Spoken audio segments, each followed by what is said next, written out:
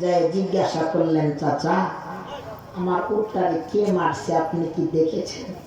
বলতেছে, বাবারে এত বড় একটা উট আমার খেজুরের গাছগুলো চারাগুলো নষ্ট করে দিতেছিল, তো মদিনার বাজার থেকে একটা পাথরের কোনা নিয়ে আমি উটটারে ঢেলা মারছিলাম যাতে ভাইগা যায়। তো এই পাথরের কোনাটা তোমার উটের কপালের লাইগা খনন হইতে হইতে রক্ত খনন করতে তো উটটা মারা গেছে। যুবক মানুষ তো রক্ত একটু টকভক গরম, রাগের তাসিরে এইদিকে ক্ষুধার তার নাই, রাগ কইরা অনুরাগ হইয়া বৃদ্ধ মুরব্বীর কাছে কয়েকটা আঘাত করছে, থাপ্পড় মারছে, জমিনে পইলাই বৃদ্ধ মুরব্বী মারা গেছে। যখন মারা গেছে তখন এই যুবকের অনুশোচনা আইছে, আহারে মদিনার বাজারে আমার কেউ নাই, আমি আসছি বেড়াইতে, আমি একজন যুবকের মাইরা ফেলাইলাম, আমি তো বড় ভুল কইরা ফেলাইছি। তো কিছুক্ষণ পরে আসরের নামাজের পরে মাগরিবের আগে এই যুবকের এই বৃদ্ধ মুরব্বীর দুই সন্তান বাপরে খোঁজার জন্য তালাশ করার জন্য আসতেছে। দেখতেছে খেজুরের বাগানের কাছে আলির সাইডে বাপ চিৎ করে শুয়ে আছে। ব্যাপার কি, দুই যুবক আইসাই বাপরে নাড়া দিতে দেখতেছে, পা হইতে মাথা পর্যন্ত পুরো শরীরটা কাঠ হয়ে গেছে, তক্ত হয়ে গেছে। ব্যাপার কি, আমার বাপরে কে মারলো, কে কি করলো? দেখতেছে বাপের লাশের কাছে একজন নজওয়ান যুবক ভিনদেশী দাঁড়িয়ে আছে। জিজ্ঞাসা করলো, যুবক আমার আব্বার কে মারছে, আপনি কি দেখেছেন? তো বলতেছে, তাইলে আপনিও মুসলমান আমিও মুসলমান, আপনার আব্বা আমার উটটারে মাইরা ফেলাইছে, তো আমি দেমাগ গরম হওয়ার কারণে, মেজাজ করা হওয়ার কারণে আপনার গায়ে, আপনার বাপের গায়ে দুইটা থাপ্পড় দিছে, আপনার আব্বা যে মারা যাবে কল্পনা করে। দুই যুবক সন্তানের মাঝ থেকে একটা যুবক ডাক দিয়া বলে, ভাই আপনিও মুসলমান আমিও মুসলমান, আপনার উত্তরে আমার আব্বা মাইরা ফেলাইছে, আপনিও আমার বাপরে আঘাত করেছেন, কিন্তু নজন যুবক আপনার কাছে আমার প্রশ্ন, আমার আব্বারে মারার পরে, আত্মহত্যা করার পরে আপনি কেন বা কি কারণে পলায়া যান নাই, লুকান নাই, এখান থেকে চলে যান নাই, কেন বা কি কারণে এইখানে আমার বাপের লাশের কাছে আপনি দাঁড়ায় আছেন? এবার নজন যুবক বললেন, ভাই আমি শুনেছি কোন মুসলমান যদি কোন মুসলমানকে আঘাত করে ব্যথা দেয়, কোন মুসলমানের ক্ষতি করে, ওই মুসলমান যদি ওই আঘাতের কষ্টের ব্যথায় আরেক মুসলমানকে মাফ না করে, আল্লাহ পাক রব্বে কারীম ওই মুসলমানকেও আল্লাহ মাফ করবে না। এই জন্য আমি দাঁড়ায় আছি, আপনার আব্বারে আমি ভুল কর্মে মাইরা ফেলাইছি। এই বৃদ্ধ মুরব্বীর কোন ওয়ারিস, কোন মালিক যদি চলে আসে, না জানে তার কাছে যদি মাপ চায়, যদি মাপ পাওয়া যায়, তাহলে দুনিয়াতেই মাপ পাওয়া গেলাম, আখিরাতে রব্বে কারীম আমাকে হাসরের ময়দানে জবাবদাহি করতে হবে না। দুই যুবক সন্তান বললেন, যুবক এই মদিনার প্রান্তে, এই মদিনার বুকে আপনার বিচার আমরা করতে চাই না। এই যুগে এই মদিনার প্রান্তে একজন বাদশাহ, খলিফাতুল মুসলিমিন হযরতে ওমর ফারুক রাদিয়াল্লাহু তাআলা আনহু, ওনার দরবারে চলেন, আপনিও চলেন আমিও যাই, আমরা বাদশার কাছে বিচার দেব, বাদশা যেটা রায় দেবে আপনিও মাথা পেতে নেবেন, আমরাও মেনে নেব। খলিফাতুল মুসলিমিন হযরতে ওমর ফারুকের কাছে গেলেন, যাওয়ার পরে বাদশার কাছে যায় বিচার দিলেন। যুবক বাদশাহ, আমরা বাপের দুই যুবক সন্তান, এই যে একজন ভিনদেশী নজওয়ান যুবক মদিনার প্রান্তে আইসা আমার আব্বারে আত্মহত্যা করেছে, মাইরা ফালাইছে। আপনি এটার বিচারের রায় দেন, আপনি যেটা রায় দেবেন আমিও মাথা পেতে নেব, এই নজওয়ান যুবকও মাথা পেতে নেবে। নজওয়ান যুবক ঘোষণা শোনার পরে এবার বাদশাহ খলিফাতুল মুসলিমিন নজওয়ান যুবককে তাকায়া তাকায়া বললেন, নজওয়ান, কোথায় তোমার বাড়ি, কোথায় তোমার ঘর? আমি জানতে চাই না, জিজ্ঞাসাবাদও করব না। আপনি কি কখনো কোনোদিন কোন টাইমে মদিনার বাজারে মদিনার এলাম আপনার কানে যায় না? মদিনার প্রান্তে কোন ব্যক্তি যদি কারো হাত কেটে নেয়, হাতের বদলে হাত, পায়ের বদলে পা, চোখের বদলে চোখ, কানের বদলে কান, দেহের বদলে দেহ, কতলের বদলে কতল করা হয়। হে নজওয়ান যুবক, তুমি একজন কারে মদিনার প্রান্তে কতল করেছ, তোমাকেও আমি আদেশ করলাম, হুকুম দিয়ে দিলাম, এলান দিয়ে দিলাম, ঘোষণা দিয়ে দিলাম, আগামী জুম্মায় শুক্রবার দিনে জুম্মার নামাজের পরে তোমাকেও আমার দরবারে আমার কারাগার থেকে জল্লাদ দ্বারা তোমাকেও আত্মহত্যা করা হবে।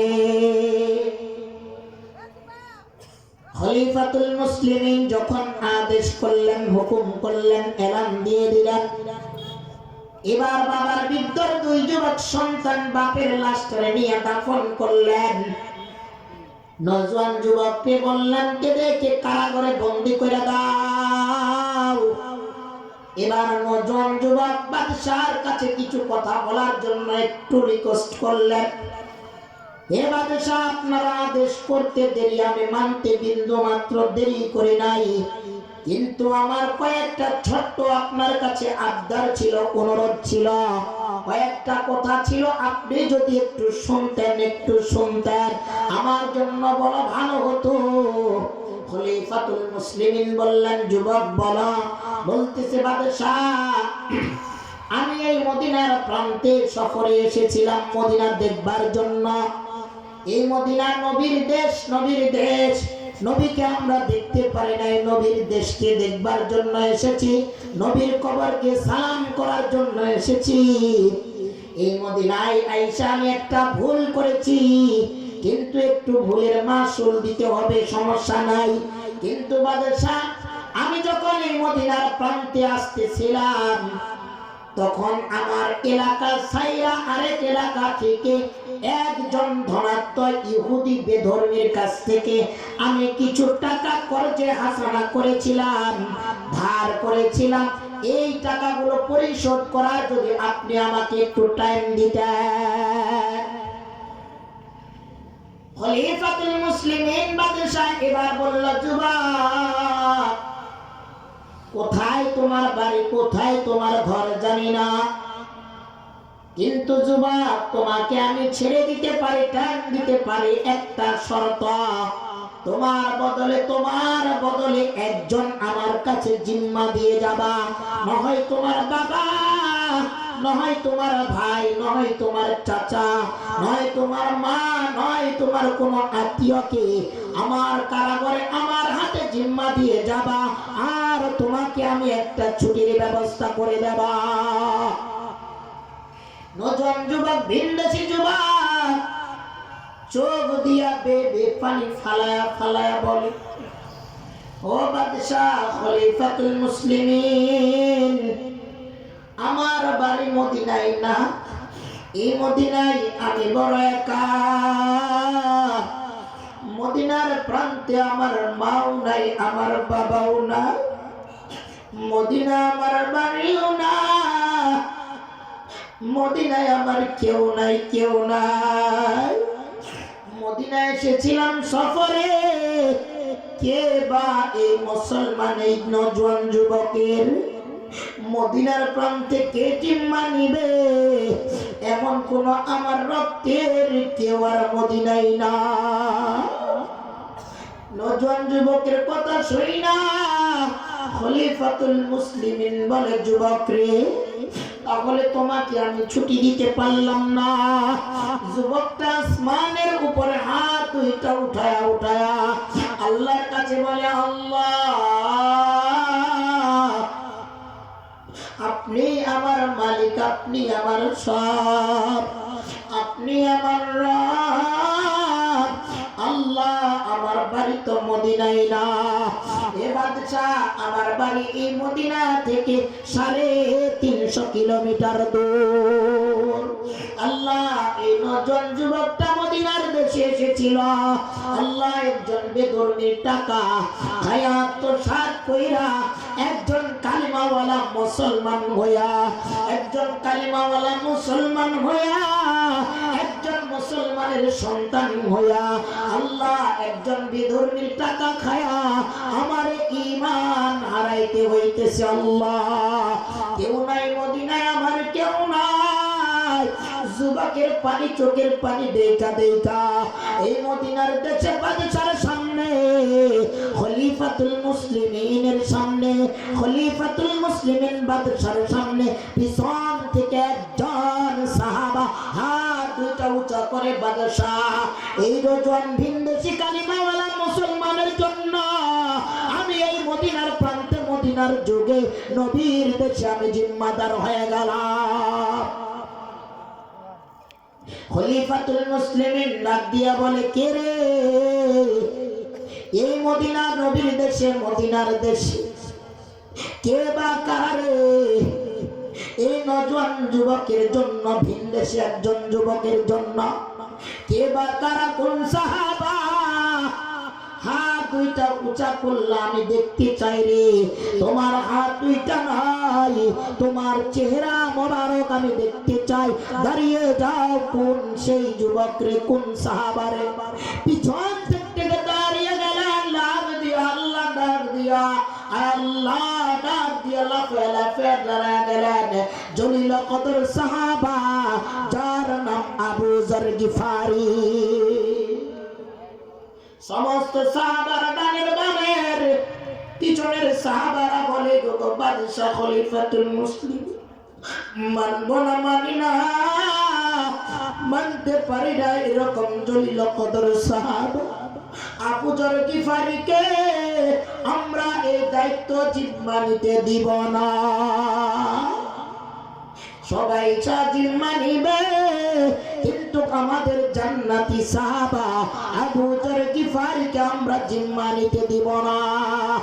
আবু যর গিফারি ডাক দিয়া বলে, এ সাহাবারা চিন্তা কইরো না, আমি কোন কাফের মুশরিক বেঈমানদের জন্য, বেনামাজি কুলাঙ্গার সন্তানের জন্য জিম্মাদার হইতেছি না।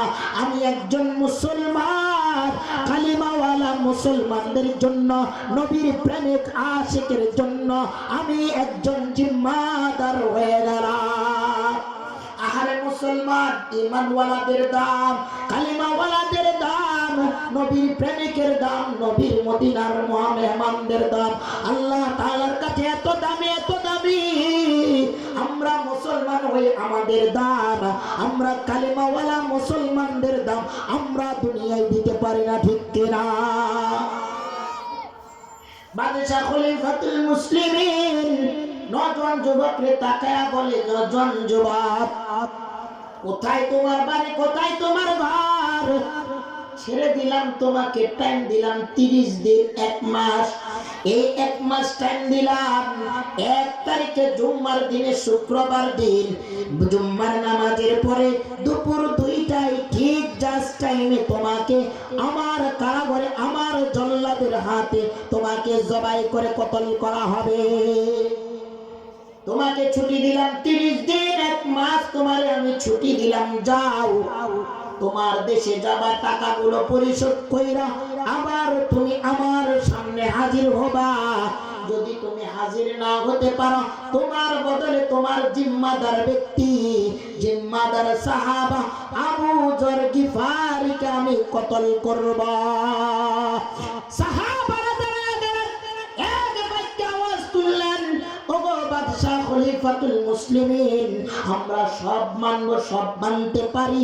আমরা এই দেশে, এই জমিনে, মদিনার জমিনে আমাদের জলিল কদর সাহাবা আবু যর গিফারিকে কতল হইতে দিব না। আমরা মানব না, মানি না, মানতে পারি না। নবীর প্রেমিককে, নবীর ভালোবাসা, আল্লাহর জান্নাতের মেহমানকে আমরা কতল হতে দেব না। এরকম বাংলার জমিনে মুসলমান এরকম আছে কি? নবীর মহব্বতের প্রেমিক বাংলার জমিনে আছে কিনা বলেন তো? নবীর কটূক্তি বিভিন্ন কথাবার্তা চলে বলে। আজকে বাংলার জমিনের মুসলমান শুধু টুপিওয়ালা নয়, ইসলামওয়ালা নয়, বাংলাদেশের আনাচে কানাচে স্কুলের যুবক জনতার সন্তানগুলো, কলেজের জনতার সন্তানগুলো লাইবে নাইবা স্লোগান তুলে নবীর অপমান আমরা মানব না, ঠিক কিনা? নবীর প্রেমিক আছে মুসলমান, এর মুসলমান ভোলা গ্রামে, বরিশাল ভোলা, আমি প্রতি বছর প্রোগ্রাম করি। এই বাংলার জমিনে এক টাইমে নবীর নামে কটূক্তি গান বাজনা চলতেছিল। অনেকের যুবকের সন্তানের লাশ চলে গেছে। এই মা চিল্লা চিল্লা বলতো, হুজুর এরকম আমার সন্তান একটা গেছে, আমার মায়ের গর্ভে আমি সন্তান, হাজারো সন্তান ধরব, এরকম একের পরে এক সন্তান আমি দুনিয়ায় শহীদ হয়ে যাবে, কিন্তু নবীর অপমান আমরা মানব না, ঠিক কিনা? আমরাও উত্তরবঙ্গের যুবক, আমরাও কোনোদিন নবীর বেইজ্জতি কটূক্তি কথাবার্তা শুনতে দেরি বাংলার জমিনের মুসলমান ঘর ছাড়তে রাজি হব না, ঠিক কিনা? রাজি হবে? হবে ইনশাআল্লাহ। ছাড়বে না কেউ, বাইরে হবে না ঘর থেকে। আমরা এরকম দল, আমরা রক্ত দিব, আরো দিব, নিজের শরীর থেকে দিব না, ঠিক কিনা? না মুসলমান, সত্যি যদি আল্লাহ আল্লাহ রসুলকে ভালোবেসে থাকেন, আল্লাহর কোরআনের উপরে কোন বেধর্মী কথা চলবে, বেধর্মীর আইন চলবে, ঘরে বসে থাকার টাইম না মুসলমান। সে জামানা এসেছে, কোরআন ওয়ালা সন্তান হয়েছি, কোরআনের জন্য জীবন দিব, ঠিক কিনা? যুবক বললেন, ঠিক আছে, শুক্রবার দিনে আমি হাজির হয়ে যাব। মদিনার প্রাণ থেকে একটা তরু তাজা ঘোড়া নিলেন। তাই না যায় যায় বলে, কানে ধুরা, আমি একজন সাধারণ মুসলিম, মদিনায় আমার কেউ নাই, কেউ নাই, আমার মদিনা আমার বাড়ি না। এই মদিনায় আমি সফরে এসেছিলাম, আমার জন্য মদিনার প্রান্তে, মদিনার বুকে, মদিনার জমিনে জলিল কদর সাহাবা যার নাম আবু যর গিফারি, জান্নাতি সাহাবা, যাকে জিম্মা দিয়ে গেলাম, আমি নাচতে পারলে জান্নাতি সাহাবাকে কতল করা হবে। এ ঘোড়া বেয়াদবি কইর না, মদিনা থেকে আমার দেশ, আমার বাড়ি 350 কিলোমিটার দূর, পাহাড় পর্বতের রাস্তা, পানির রাস্তা, পিচ্ছিল রাস্তা পাড়ি দিয়া দিয়া আমার 350 কিলোমিটার দূর পাড়ি দিতে হবে। দৌড় দিয়া ঘোড়াটার মুখে লাগামটা টান দিলেন। যুবক ঘোড়াটা নিয়ে দাবড়াইতে দাবড়াইতে, দৌড়াইতে দৌড়াইতে মদিনা থেকে তিনার দেশের বাড়িতে গেলেন। যায়া ঘর থেকে কিছু অর্থ সম্পদ লইয়া ইহুদির বাড়িতে গেলেন। দরজা টোকা দিলেন, ভাই ইহুদি, বাড়িটা শুনি কে রে? আমি এই মদিনার যুবক, যেই যুবক সফরে যাইতেছিলাম।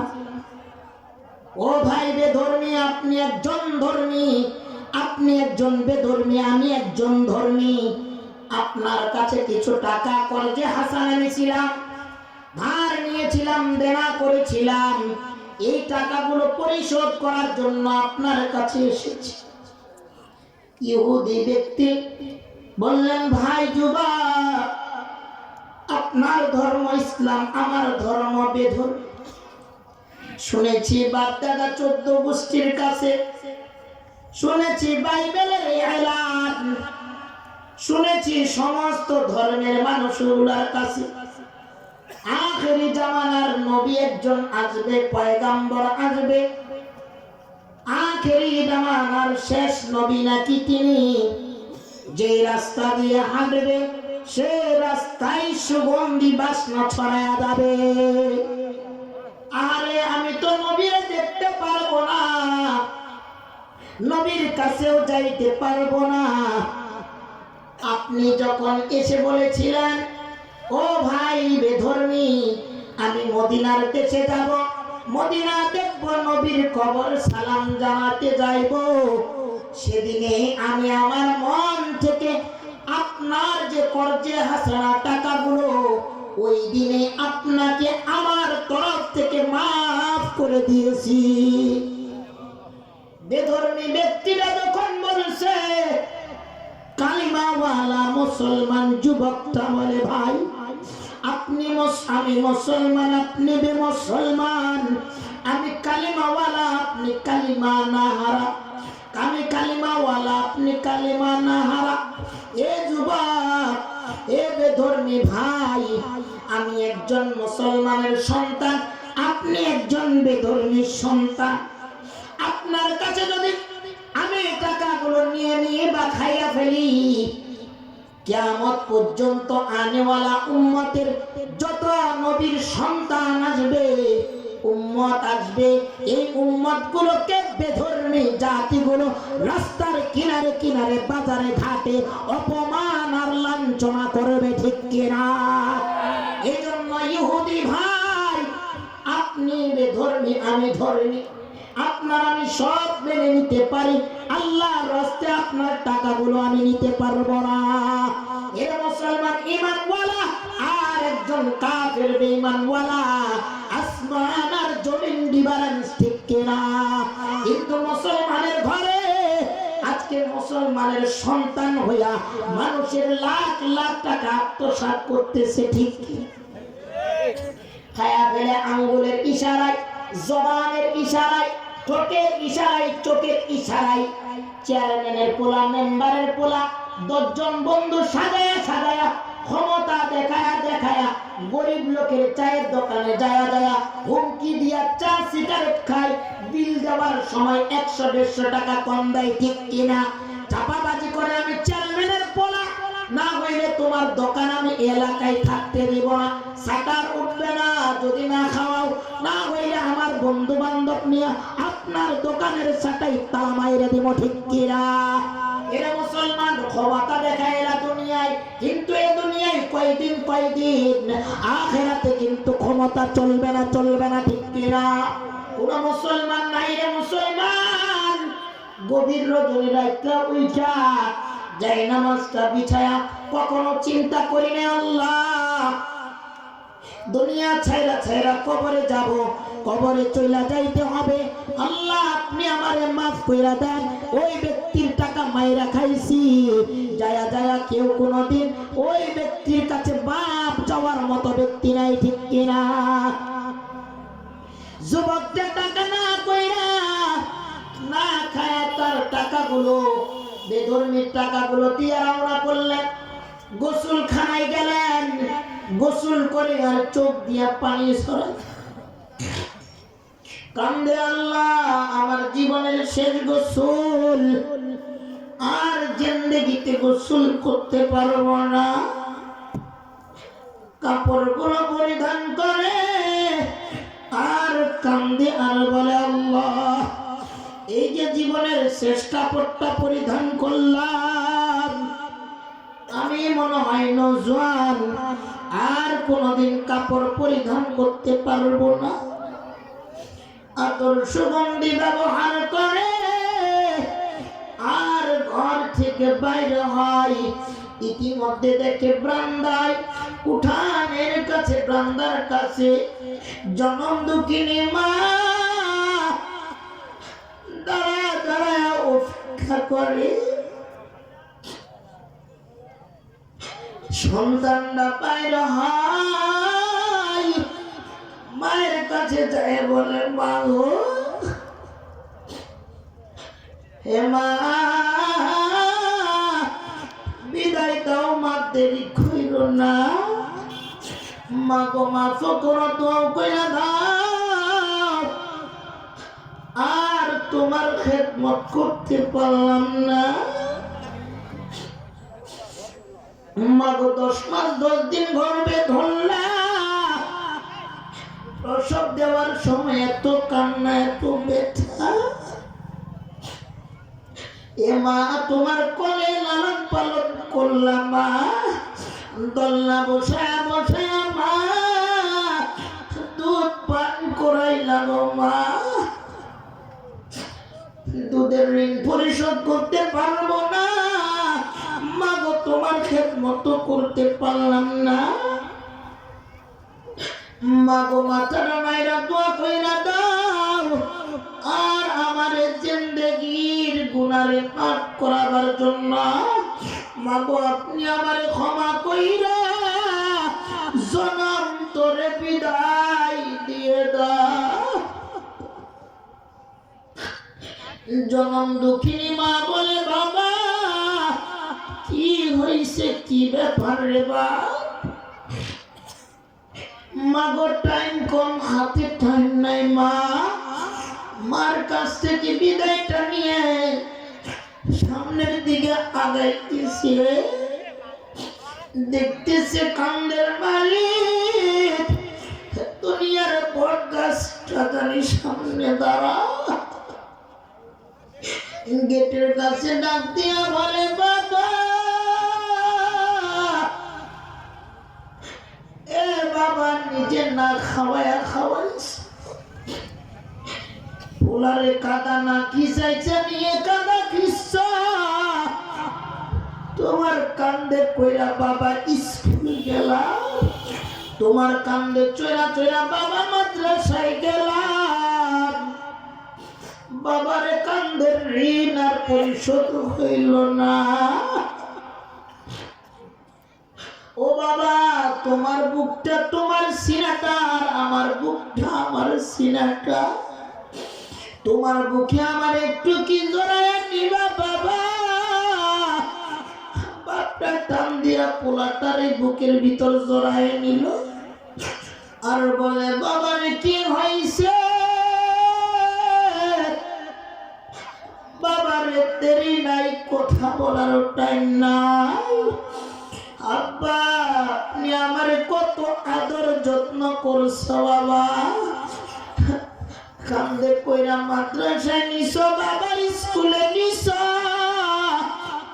মসজিদ চিনি নাই, মাদ্রাসা চিনি না, বাজার চিনি নাই, ঘাট চিনি নাই, হাঁটতে পারি না, চলতে পারি না রে বাপ, তুমি আমারে কান্দে কইরা বাজারে নিছো, বাজার চিনাইছ, স্কুল চিনাইছ, কলেজ চিনাইছ,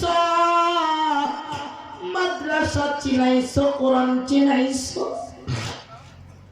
জুম্মার দিনে মসজিদে নিছ, আঙ্গুল ধইরা ধইরা কাঁদে, সন্তান সেজদা পারে না বাবা, তুমি আমারে সেজদা করাইছ, ও বাবা তোমার ঋণ কখনো পরিশোধ হবে না বাবা, দেরি নাই দেরি না, টাইম নাই বাবা, একটু বিদায় দাও রে বাবা। ও বাবা, এখান থেকে আবার মদিনায় যাব মনে হয় রে বাপ, আজ থেকে এখন থেকে আর দেখা হবে না। আরে বাবা, মদিনার প্রাণ থেকে কিছু হয়েছে না বাবা, কিচ্ছু না বলার টাইম নাই। হে বাংলার জমিনের মুসলমান, হে যুবক ভাই, হে মা, হে বোন, আজকে আমাদের টাকা আছে কিন্তু জনম দুঃখিনী মা নাই, বাবা নাই। আমার মতো সুলাইমান নূরে প্রতি রাত্রে 20,000 30,000 টাকা ইনকাম করি, এসি গাড়িতে চইরা বেড়াই, মন চাই গাড়িটা ভালো লাগে না চেঞ্জ কইরা ফেলাই, কিন্তু যুবক হারে যশোর থেকে রওনা করছি, গাড়িটাতে উঠছি আর বলে আরে যদি বাবাটা থাকতো, গেটের কাছে ডাক দিতাম, বাবা। আরে যিনি আমারে কান্দে কইরা মাদ্রাসায় নিছে, যিনি আমারে কান্দে কইরা কোরআন শিখাইলা, কেউ না কেউ না, আমার দুনিয়ার বটগাছ আমার বাবা। বাবা এই গোবর বাজারের বাড়ি থাকবে, আমার বাবা ঘর থাকবে, বাড়ি থাকবে, দাদার পুরানা ঘর, আমার আব্বা আমার আম্মার এলাকায় থাকবে। আমি ঢাকা ভালো জায়গায় থাকি। আব্বারে বললাম, আব্বা আপনার ভালো ঘরের ব্যবস্থা হয়ে যাবে বাবা। গোবর বাজারের ভিতরে আমার পালকির মালিক আমার আব্বা, আমার জন্ম দুঃখিনী মা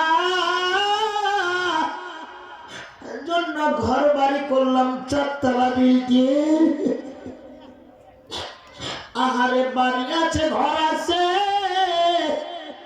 আমার পালকির মালিক আমার বাবা না। এরে যুবক দাড়ি পাকা মুরব্বী বাবা, এই ময়দানে এই মঞ্চে জানি না কার বানাই কার বাবা না, কার দুনিয়ার বুকে মা নামে দৌলত নাই, কার বাবা নামে পালকি নাই।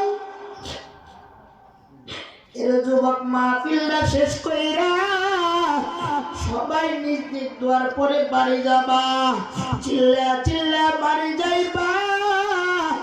আমিও মুনাজাতটা শেষ কইরা বাড়ি যাবো। আপনার ঘরে মা বাইর হবে, বাবা বাইর হবে, আমার ঘরে আর বাবা নাই। হে যুবক, জানি না কার মা নাই কার বাবা নাই রে ভাই। আমি ওই বাবা মার জন্য দোয়া করব। ওই বাবা হারা ব্যথাটা কেউ না জানলে আমার মতোই কেউ আর জানে না। আহারে যুবক, যেদিনই এসেছি বাবার কবরটা যায় ডাকছি। আহারে যুবক, একটু কল্পনা করেন তো যুবক, আমাদের আপনাদের মাঝে এই বৃষ্টির বাদল ছিল। ঠাকুরগাঁর ভিতরে এক সময় এক টাইমে আমার প্রোগ্রামের দাওয়াত দিল। আমিও ঢাকা থেকে গাড়িটা নিয়ে আসছি। অজর বৃষ্টি, বন্যার মতো বৃষ্টি হয়েছে, ঠিক কিনা? আহারে মানুষগুলো সব আহাকার হয়ে গেছে। বৃষ্টি বাদলের দিনে মুসলমান রিংকোটটা পয়রা পয়রা আমাদের গুরুস্থান নাম হইল শাহ মুগ্ধ। কেউ নাই, কেউ নাই, কেউ বাইর হয় না। আমি আমার আব্বার কবরের পাশে দাঁড়াইছি। দুপুর টাইমে আমার আব্বারে যায় সালাম করছি, আব্বা আসসালামু আলাইকুম। ডাক দিয়া বলি, আব্বা চিনছনি তোমার ছেলে সুলাইমান নুরি রে? হ্যাঁ বাবা, তোমার সুলাইমান নুরি যারা কান্দে কইরা মাদ্রাসায় নিছ, এই যে সুলাইমান নুরি, আজকে তোমার সুলাইমান নুরির জন্য সারা বাংলা পাগল। হে বাবা, তুমি দুনিয়াতে নাই, তোমার নুরিরে তুমি দেখতে পাও না বাবা। আল্লাহর দিকে দুটো হাত উঠায়া বলি, আল্লাহ এই যে সুলাইমান নুরির ভিতরে যে কত জ্ঞান দিছ, আল্লাহ সুলাইমান নুরির গায়ে কত সুন্দর সুন্দর কাপড় পরিধান করার তৌফিক দিছ, কিন্তু আল্লাহ আমার বাবা আমার পালকিটা তো চলে গেছে। আল্লাহ আমার বাপের কবরের ভিতরে কোন কাপড় কোন পোশাক দিছ আল্লাহ। এ যুবক, সেদিন দিনগুলোতে ভাবছি সমস্ত মুসলমান বাপের সম্পত্তি খায়, গাড়ি বাড়ি ভোগ করে, টাকা পয়সা ব্যয় করে, অজর বৃষ্টি পড়ে, কবরগুলো ভাঙ্গা ভাঙ্গা পানি জমা গেছে, পুরা গুরুস্থানে ঘন্টা টাইম দিছি, এমন কোন মায়ের সন্তানরে গুরুস্থান দেখা যায় না। হিম্মত করে বলেন যুবক, হে বাবা, হে দাদু ভাই, কোনদিন কোন যুবক এই বৃষ্টি বাদলের দিনে কোন বাবার কাছে যায় যায়, কোন মায়ের কবরে যায় যায় 10টা মিনিট পর্যন্ত ছাতিটা নিয়েও দাঁড়ায় নাই, ঠিক কিনা? এ মুসলমান, তোমার বাবার সম্পত্তি খাও, তোমার মায়ের সুন্দর সাজানো সংসার ব্যয় হয়, মা চলে গেছে, তোমার বিবিরে নিয়ে ঘরে থাকো, ঘরের প্রতিটা কোনায় কোনায় তোমার মায়ের স্মৃতি গাথা, ঠিক কিনা? তোমার বাবার স্মৃতির মোবাইলটা, তোমার বাবার স্মৃতি হোন্ডাটা, হাত দিলে মনে হয় বাবার হাতের সাথে হাত লাগাইছি। এ যুবক, এই বাবা মার জন্য কি মায়া হয় না? যে মা সুন্দর করে জুম্মার দিনে গোসল করা দিছে, বাবার সাথে সাথে পাঞ্জাবি গায়ে দিছে, আঙ্গুল ধরে ধরে মসজিদে নিয়ে গেছে, সেদিন চিনেছি মসজিদ। এই বাবার কথা কি মায়া হয় না? এ যুবক, কার বাবার কার মামার জন্য কোন মা ভক্ত, কোন বাবা ভক্ত, কোন মায়ের জন্য মায়া হয়, কোন বাবার জন্য মায়া হয়? এরকম কি যুবক কোন মা ভক্ত, বাবা ভক্ত সন্তান নাই? দুটা হাত উঁচা করে একটু দেখান তো মুসলমান, আমি মা ভক্ত সন্তান। আয় আল্লাহ, এই ময়দানে এরকম মা ভক্ত একটু হাতগুলো দেখান। কারা কারা মারে ভালোবাসেন রে যুবক, বাবারে ভালোবাসেন, একটু আল্লাহরে দেখা। আয় আল্লাহ, এই যুবক ভাইদেরকে, মুসলমান ভাইদেরকে পিতা মাতার খেদমত করার তৌফিক এনায়েত ফরমান, আমিন। হে মুসলমান, কেউ উঠবো না, আমি টাইম শেষের দিকে, মাত্র 8টা মিনিট টাইম আছে। মুসলমান আমার চাওয়া, মুসলমান বাবাজি, গর্ভ মায়ের সন্তান, গর্ভ থেকে এসেছি যুবক। এ মুসলমান, আমি 4টা মানুষ নেব। এই কোন 4টা ব্যক্তি আছে